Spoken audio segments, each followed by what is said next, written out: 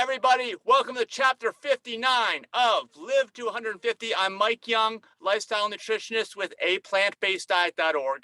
And this chapter is on cooked foods. And I actually put in baked foods in there because, well, baked and fried are kind of like cooked. Well, we'll get into this in a second. These are some categories to keep in mind. And of course, acidification, acid forming, acidification of the body.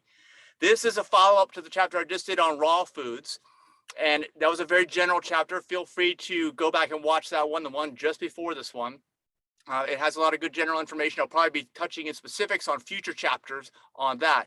But this one is the yin and this is the yang to the yin. I don't know which is better. I can't even remember. I don't know all of that about all those things. But the first one we just did on eating raw foods, is definitely health inducing. Your health flourishes when you eat raw living foods done properly. And there's a lot to that. Okay, I mentioned in the last chapter. Now, unfortunately, cooked foods, they can be done properly. Let me just say this right now. One caveat: they can be done properly, and is most likely health optimizing. Most likely, from what we know today in 2022.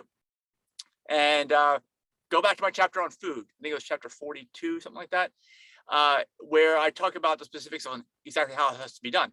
But there's two things that are majorly wrong with most cooked foods. Two things. Number one is that you're actually cooking them.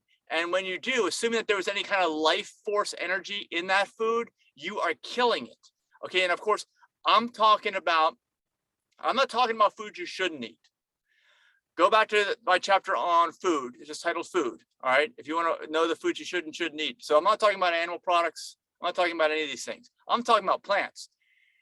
Cooking is the least positive way to prepare the food for your body. You know, the number one best way, I should have mentioned this in the last chapter, is food is grown. Food is grown is food. Your body recognizes it as food. It's raw foods. When you start cooking it, you are like manufacturing it, you're processing it, you're preparing it, you're doing all these things. And you can do it right. Like I said, if you go back to my chapter on food, as long as you follow all the guidelines, and there's all kinds of guidelines, okay? It's not super simple. And even if you're saying, like I've said this before recently, my wife Denise and I have both talked about it. Like, well, you say, oh, I don't go out to restaurants because all the food's bad. Well, no, actually it isn't. There is a place you can go in Northern Virginia, Green Fair Organic Cafe. But even if you admit that all the food in the restaurants is bad, except for one place I just talked about, believe it or not, you're still probably not preparing this food right at your house. You're still doing yourself a disservice unless you learn about how to properly prepare foods. Even on our website, aPlantBasedDiet.org, we've got recipes on there, and most of those are compliant. Although we've done our best to only show you the good stuff so that you hopefully not waste time on the internet looking up stuff and preparing stuff that you shouldn't even be messing with. But let's get into what's wrong with cooked foods. Well, most of the time you prepare them wrong. So let me get into some specifics on that. No, frying, okay? That's terrible. Even in the food chapter on food, we say never fry anything, nothing. Okay, if you're going to like saute something, it's got to be done in water. You cannot use oils at any time. You cannot use added sodium. The plants already have sodium. They already have oil in them too, for that matter. Okay, it's called fat. It's the same thing. It's just not extracted. The extracted form is called oil.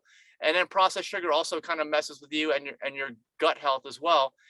It's not normal to ingest stuff like that. Your body doesn't understand what that is.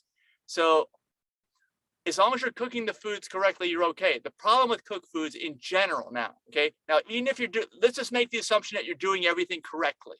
And it's hard to do. Like I said, go back and read and re-watch, re-listen to my chapter on food, because you got to do everything just right. But let's still make the assumption that you're going to do everything just right, and that you're fully compliant in all the little nuances with preparing the foods, cooking the foods. It's still more acid forming for your body. That's the other problem.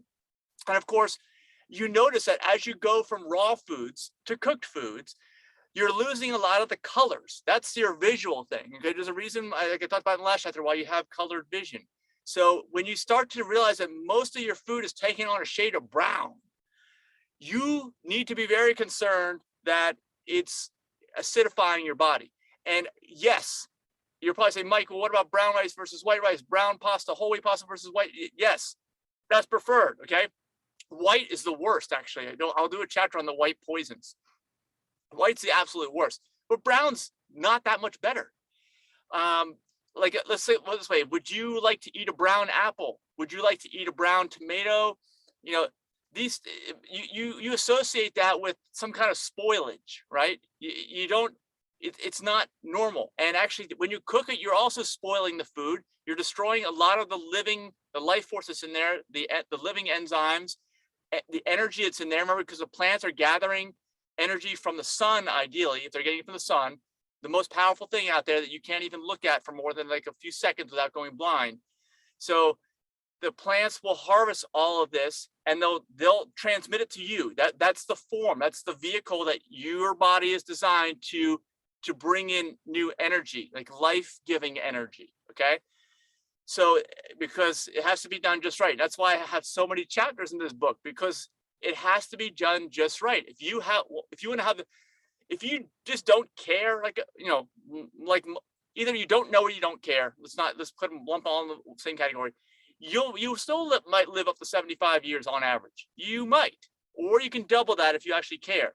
And not only double it, not just the quantity, but the quality. The quality will be dramatically higher.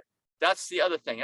That's actually the main benefit. It's not the quantity, it's the quality, because you want to keep going on as long as you feel good and you don't feel constant pain of all types, and you want to keep going on. So that's why this chapter is so important with cooked foods, that I want to get this across to you, that it's a dangerous place to be in my mind.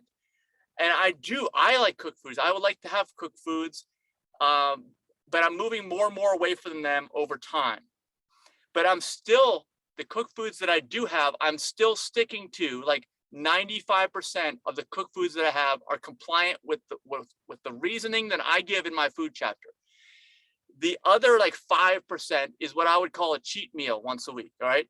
But that's okay. Okay. You're going to be fine as long as you handle it in this area. So you want to have mostly raw foods. You can have some cooked foods, mostly raw foods, more than half. So say that more than half raw foods, some cooked foods, but they have to all be compliant. And then you can have like a cheat meal once a week or something like that.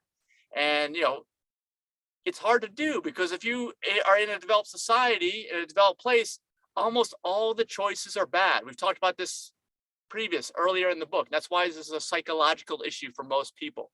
It's very difficult. Even if you say you're going to do it, surrounding yourself with bad choices and not acting on them is very difficult, especially if you have friends who are not making good choices and stuff. That makes it even worse. So difficult. So cooked food is very dangerous. But like I said, there is one restaurant that we know about in Northern Virginia, Green Fair Organic Cafe. And actually, if you live in the DC area, contact them, because they'll help you out with your prepared meals as well. All right. Let's say you're regular cooking for the week. You can get like a 7-meal plan. That's what they have right now when I'm recording this video. You can pick that food up, bring it home. You won't have to do any effort, because a lot of this is effort. That's the thing. When I say you got to be fully compliant, that's a lot of effort. It's a lot of shopping, but you can pick those things up from Green Fair. The rest of your stuff, just pick up from the produce section or the farmer's market, the best, most locally grown on the plant type of stuff. If you want to know more, go to the chapter just before this. And then of course, we'll have more specific chapters on exactly how you want to grow these plants, how you want to eat them, when you want to eat them, where you need to live, all these things. Okay. If you really want to take a deep dive into this, because we actually participate in intentional communities in Ecuador, and we are doing some more stuff in Florida now too. So I think that a lot of people are starting to move in this direction. So it's a good time to be alive. It's been difficult, I'd say, for the last few decades. That's for sure. As people seem to have, since the American dream concept came up in the 50s, right? Since then, the last 50 years have been very, very trying for people, because, I guess you don't have to, really almost no one in America, I know there are still some, but almost no one is starving in this country. They're eating the wrong foods, and that's what's hurting and killing people.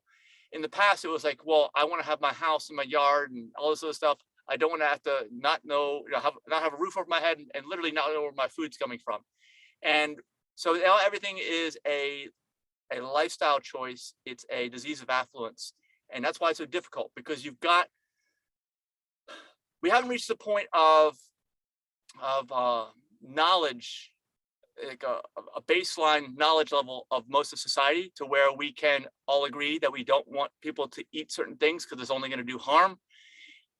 And hopefully we'll get there soon.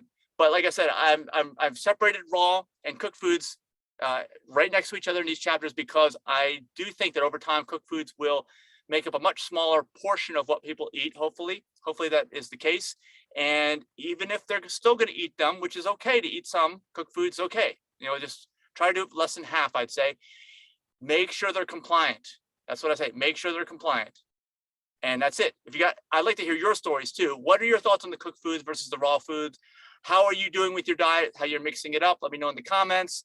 Let me know if you've gotten off all cooked foods, if you're only eating raw foods, if you will never eat raw foods. Because like the only raw foods, like people who like me were raised in the 70s and 80s, the only raw foods we knew about was a salad, basically. Okay, people didn't really eat stuff. Occasionally you had a banana or something, but that's it. It wasn't like a staple of your diet or anything like that.